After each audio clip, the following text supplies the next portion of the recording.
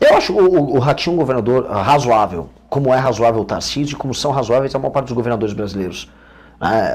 Naturalmente tem governadores muito ruins, principalmente pro Nordeste. Governadores do Rio de Janeiro costumam ser todos governadores muito ruins, nem terminam os mandatos deles. Agora a gente está acostumado com um pouco. Então quando alguém faz um pouquinho, a pessoa fala, nossa, o cara foi bem. Por exemplo, aqui o Ratinho acertou na multiplicação das escolas cívico-militares. Isso é um acerto, ponto. Agora, essa questão logística não foi definitivamente endereçada aqui. E não há um plano, e não há nenhuma demanda, não há uma briga com o governo federal para isso. Veja, o Ratinho ele governou com o Bolsonaro e governou com o Lula. Nem o Lula nem o Bolsonaro olharam para o Paraná. O Lula ainda tem a desculpa de falar que não gosta do Paraná porque o paranense não vota nele.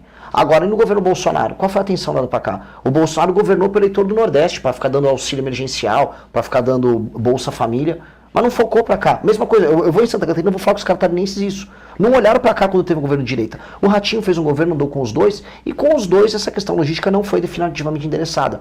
Assim como a questão da fronteira, das invasões indígenas. O Ratinho, como governador, eu vi agora, eu estava na região oeste, e eu vou retornar lá para Guaíra.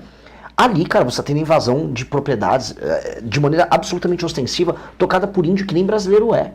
Tinham que tacar a polícia pra cima desses caras. E honestamente, se o Fachin mandar uma decisão ilegal, não, proteja o índio paraguaio, não respeite a decisão. A gente tá num momento no Brasil que a gente não pode mais aceitar a decisão absurda. Tá faltando homem pra enfrentar esses caras. E eu fico preocupado com isso, porque eu vi agora recentemente o Rastinho dando uma declaração sobre o caso do Alexandre de Moraes, em que ele só fugiu. Ele tergiversou no assunto e fugiu. E não pode ser isso. E ainda mais eu tô falando do governador do quarto PIB do Brasil. O Paraná tem que se colocar numa posição diferente. O Paraná hoje, na hora de sentar na mesa e discutir, tem que falar, tô acima da Bahia, tô acima do Rio Grande do Sul, tô acima de Goiás. O Paraná é um estado sério, mas ele não é levado a sério e talvez as pessoas ainda não levem o Paraná a sério. Aqui mesmo. Sim, sim. E aproveitando então esse gancho, conta pra gente um pouco mais de como vocês vem idealizando essa campanha, o projeto do Partido Missão e o teu trabalho, né, já que a gente falou aí sobre a questão da infraestrutura, da logística, o papel do Paraná no Brasil, como que, desde a idealização desse projeto até chegarmos aqui nesse momento, como que vocês têm pensado, olhado e o que sugere, o que propõe para o Paraná, em especial aqui para a nossa região dos Campos Gerais, como no começo você falou, é um entroncamento muito importante para o Brasil. Quando a gente fala, por exemplo, em investimentos em infraestrutura no Brasil e um novo marco para a parte de segurança no Brasil, a gente está falando na prática em atingir diretamente um estado como o Paraná. O Paraná sofre consequências da migração de outros estados, de estados que estão mal administrados, e essas pessoas vêm para o estado e você está tendo um aumento em moradores de rua e aumento em casos de criminalidade no estado por conta de migração. Ninguém aqui é contra as pessoas dos outros estados. Dito isso, a questão de lei e ordem tem que ser tocada e hoje a polícia não consegue fazer de maneira efetiva o trabalho dela. Eu vou alterar as leis federais todas, as leis penais, para que o crime não compense mais. Então o cara vai ficar muito tempo na cadeia, não vai ter progressão de pena, e isso é um objetivo claro. O combate ao crime organizado é uma bandeira, né, de vocês? É a bandeira 1. O dia 1 do nosso governo vai focar nisso. E aqui no Paraná, quando a gente começar o nosso enfrentamento ao crime organizado, ele vai começar tanto no Porto do Paranaguá, que a gente sabe que tem uma das facções que é o PCC, que atua na região, atua ali tudo em volta do Porto do Paranaguá, igual o Porto de Santos, em São Paulo, que foi tomado por eles, e a fronteira, a tríplice fronteira, onde entra droga e entra arma. E todo mundo sabe disso. Inclusive tem terroristas islâmicos, tem gente da Somália que fica rodando ali. Ali é uma área perigosa, ali a Polícia Federal tem que estar muito presente. Então o começo da nossa operação tem que rodar nas duas pontas do Paraná, de um lado e do outro. Do oeste e do leste. Né? Além disso, o Brasil perdeu a capacidade de investir. Mas você fala, como assim perdeu a capacidade de investir? Desde que surgiu a Constituição de 88, o Brasil botou tudo lá. A gente tem direito a tudo, você tem direito à educação, casa, saúde. Na prática você não tem nada. Se você é de classe média, você paga toda essa conta. Né? A paz tem que pagar escola privada, você tem que pagar um plano de saúde. Tua vida é uma desgraça. E o Estado paga tanta conta do funcionalismo público que não sobrou dinheiro para investir, fazer ponte, estrada e ferrovia. Pois bem, aqui, como eu disse, o PIB está crescendo, a produção agrícola está crescendo. Conversando com os empresários lá da região de Cascavel, eles estão falando em duplicar em 10 anos a produção agrícola. Onde você vai escoar essa produção? E aí não é colocado dinheiro de investimento para resolver esse problema. Então não há investimento direto na parte de ferrovia, na parte de novas rodovias, tem que duplicar todas as rodovias daqui. E não é só duplicar. Não adianta a gente voltar a ficar fazendo, como sempre tem aqueles arremedos de rodovia, que vocês têm que ficar tudo esburacado porque é asfalto vagabundo. Tem que ser rodovia de concreto. Nos Estados Unidos é rodovia de concreto. O pessoal fala, não, rodovia de concreto é mais caro. Sim, ele é mais caro para fazer. Mas o que você vai ter de manutenção com uma rodovia de asfalto é tão pior, é tão mais caro, que em 10 anos a rodovia de concreto valeu muito a pena. Então, óbvio que nós temos que ter rodovias duplicadas no Paraná de concreto, porque você tem uma hiperprodução agrícola e vai baratear essa produção. E isso vai permitir que, assim, o custo Brasil da pessoa que trabalha aqui no Paraná, ela diminua pra caramba. Isso nós precisamos fazer de maneira urgente. Como também nosso pré-candidato a governador, o França, vem falando, aqui é um lugar para receber data center também. Uma das propostas que a gente tem é focar muito em trazer data center, porque data center precisa de água e de energia. Qual o estado hoje que dispõe de mais água e energia do que o Paraná? Itaipu pode ser um lugar justamente para a gente trabalhar muito a parte de energia para resfriamento de data center e trazer data center dos Estados Unidos, data center chinês, para instalar aqui. E aí você traz uma mão de obra qualificadíssimo, sabe, dinheiro, emprego de alta qualidade. Então, os nossos projetos, eles têm um efeito muito claro sobre um estado como o Paraná. A questão da infraestrutura aqui é central, porque vocês não são um lugar pobre e favelizado. Não são. Podem se favelizar. Se o desenvolvimento de vocês não vier acompanhado do desenvolvimento de outras regiões do Nordeste, agora vai migrar para cá, vocês vão favelizar. Pode virar um São Paulo. São Paulo está sempre servindo de alerta. Mas se nós tocarmos isso direito, Paraná, cara, é bem arrumado, as cidades funcionam, é um estado descentralizado, você tem cidades boas em várias regiões, vários polos. É cuidar, fazer infraestrutura, vocês serão um lugar de pessoas felizes e com dinheiro. Chamou a atenção essa proposta do data center, para quem não conhece, para quem não... Como que explica, poderia dar mais detalhes dessa ideia e como beneficiar, considerando esse potencial que você mencionou que tem aqui no Paraná? Vamos lá, pessoal que está nos assistindo, esse assunto é muito, muito importante. O mundo cada vez mais é virtual. As inteligências artificiais, coisas como criptomoedas, elas demandam muita capacidade de processamento de dados. Ou seja, você tem que ter data center com computador rodando a 1000, assim, em lugares especiais e específicos. Eu não posso pegar e colocar data center num lugar em que a energia é cara, em que você não tenha, vamos dizer, instrumentos de resfriamento. Água é o principal instrumento de resfriamento. Então, um lugar que tenha energia barata e água, você instala data center. E aí, boa parte das inteligências artificiais do mundo vão rodar nos data centers. Os data centers também rodam, por exemplo, redes sociais, toda a base de dados das redes sociais. E o mundo vai precisar muito, muito, e isso vai aumentar exponencialmente nos próximos anos. Até porque as redes sociais e as inteligências artificiais, elas vão explodir. Então, o Brasil está numa boa posição e o Paraná também está.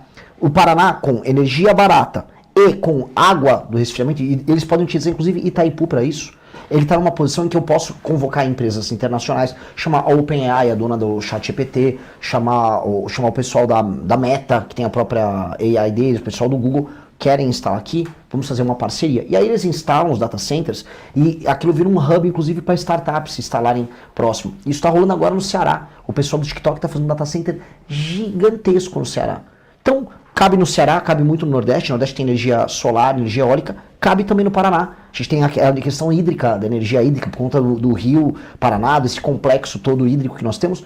Poxa, dá para fazer aqui. Então, isso vai gerar emprego de altíssima qualidade, gera arrecadação, é emprego privado, é só notícia boa. O agronegócio, Renan, a indústria aqui em Ponta Grossa, sempre puxando aí números aí de empregos expressivos no CAGED, as cooperativas em Ponta Grossa, em demais municípios dos Campos Gerais, são um motor muito grande aqui, impulsionam muito, geram muitas riquezas e movimentam a economia.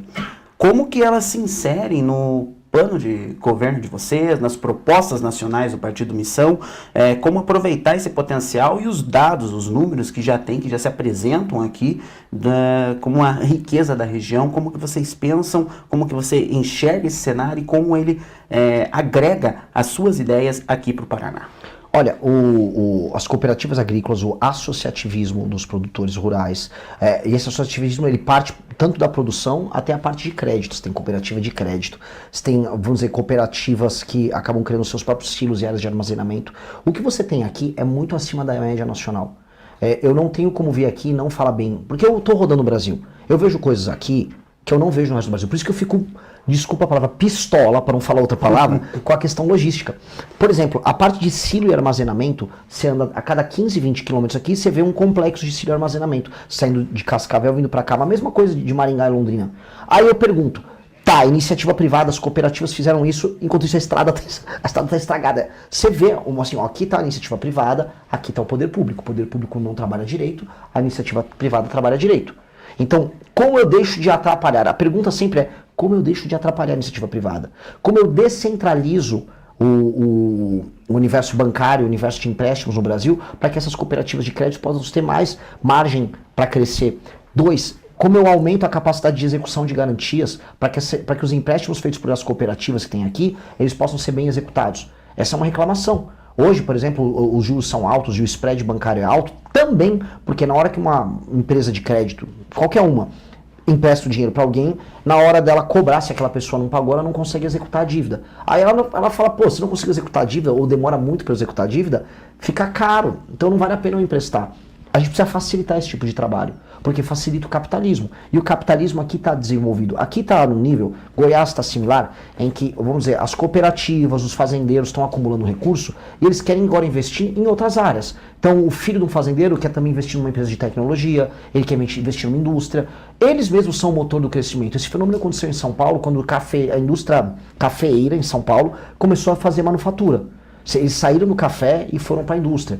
Então, a gente está nesse processo acontecendo aqui. O lance é o governo não atrapalhar.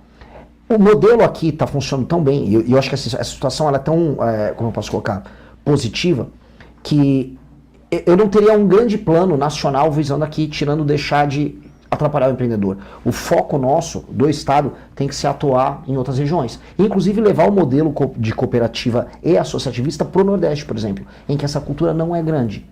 Eu estou vendo a gauchada que fez boa parte do agro, inclusive na região oeste aqui do estado, chegou lá em Luiz Eduardo Magalhães, na Bahia.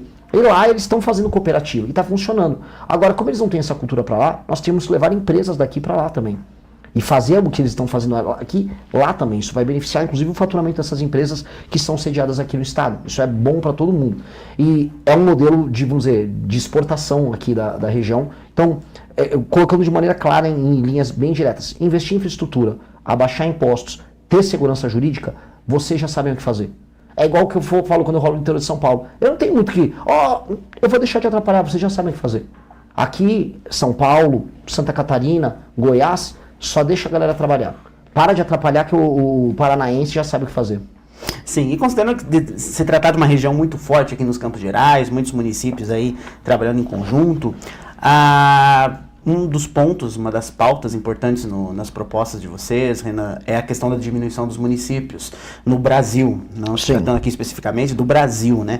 Poderia explicar como que acontecerá isso, que critérios que vocês avaliam dentro dessa ideia, até para o pessoal entender melhor do que se trata e evitar, claro, uma disseminação equivocada dessa ideia, porque é um ponto que eu particularmente poucas vezes vi sendo tratado, se não nunca vi sendo tratada nas campanhas, nos projetos.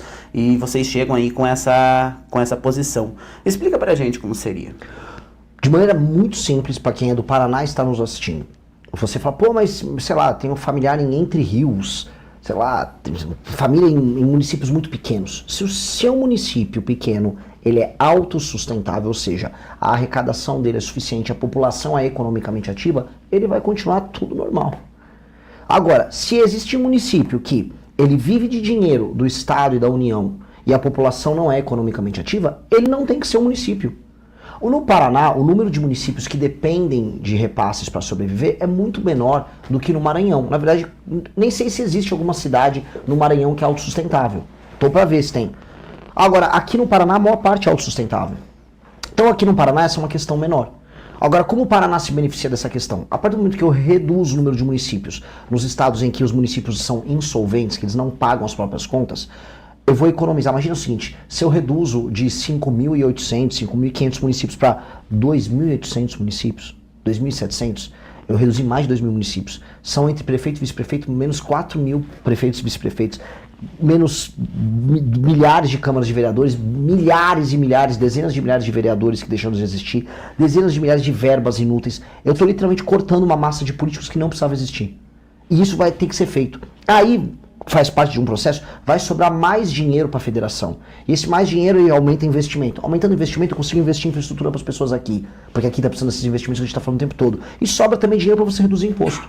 Então, esse é um projeto que ele ataca um tema que é nacional, mas que ele tem uma distribuição diferente. A partir do norte de Minas para cima, os municípios realmente são pequenos e economicamente eles não fazem sentido. Então, juntar os municípios para você criar um município maior, com uma administração só, que se torna mais funcional e rentável, é um caminho para resolver a administração pública do Brasil. Esse seria um dos principais pontos para a economia do país que vocês pensam, que vocês propõem, porque todo mundo fala, a gente vê essa mensagem que assusta até muitos brasileiros sobre o Brasil está quebrando, o Brasil vai quebrar. Seria um caminho, acredita que esse é um caminho para buscar a solução no longo prazo? É parte da nossa reforma administrativa, que é a reforma da administração do Estado brasileiro. O Estado brasileiro precisa ser remodelado porque ele vai quebrar. E comenta-se, é verdade, ele quebra até 2028 se nada for feito. Então eu vou fazer uma reforma fiscal muito agressiva para mexer em gastos do governo federal, em injustiças do governo federal, para cavar só em cortes nos gastos obrigatórios coisas de 250 bilhões e também depois poder reduzir os juros, que aí eu economizo mais um monte reduzindo os juros e ainda o dinheiro fica barato para as pessoas. Mas a reforma administrativa ela vai mexer, no fundo, com gastos do Estado brasileiro, com certeza, vai racionalizar, vai tornar mais inteligente a forma como a gente gasta o dinheiro nos municípios do Brasil. Isso vai ser perfeito. Vai acabar com uma classe política parasitária de, vamos colocar aqui, prefeito e vereador vagabundo. A vida das pessoas no Nordeste, especialmente, vai melhorar demais. Aí o cara fala, pô, mas eu tô em Ponta Grossa, por que o Renan já falou do Nordeste? Porque, meu amigo, se eu não resolver o Nordeste, no mínimo, aquelas pessoas vão migrar para cá. E você tem uma pressão sobre os serviços sociais aqui, você tem favelização, porque às vezes você não consegue ter casa para receber essas pessoas, você tem problemas sociais aqui gerados por uma desigualdade. Então eu tenho que resolver lá para tua vida ficar boa aqui, no mínimo. Então a gente tem que pensar no Brasil como um todo. Então esse assunto é muito importante. E reduzindo esse número de cidades, eu consigo aí implicar uma coisa que nós estamos chamando de lei de responsabilidade administrativa, né? Que funciona da seguinte maneira: um prefeito, e aqui também vai ser assim no Paraná, todo prefeito ele será avaliado, além do povo através do voto, ele vai ser avaliado por critérios objetivos. Aí, o que é um critério objetivo? É assim, o povo não sabe avaliar se o prefeito colocou esgoto ou não. O povo não sabe avaliar se a educação melhorou ou não. A maior parte da população, na maior parte dos municípios do Brasil, não ligam para as coisas que importam. Se o prefeito dá um dinheirinho, colocar um parente na prefeitura, fizer um show do Wesley Safadão, isso em cidade pequena, ele compra o voto de todo mundo. Isso se ele não compra mesmo, como acontece em muitos lugares. Pois bem, a gente vai estabelecer critérios que vão ser assim. O prefeito vai ter que cumprir, aumentar a cobertura de esgoto no mandato dele, sempre. Ele vai ter que melhorar as notas no ranking do SAEB, que é o ranking do ensino básico. Ele vai ter que ir bem nos provões gerais que tem na parte de educação e nas avaliações que a gente vai fazer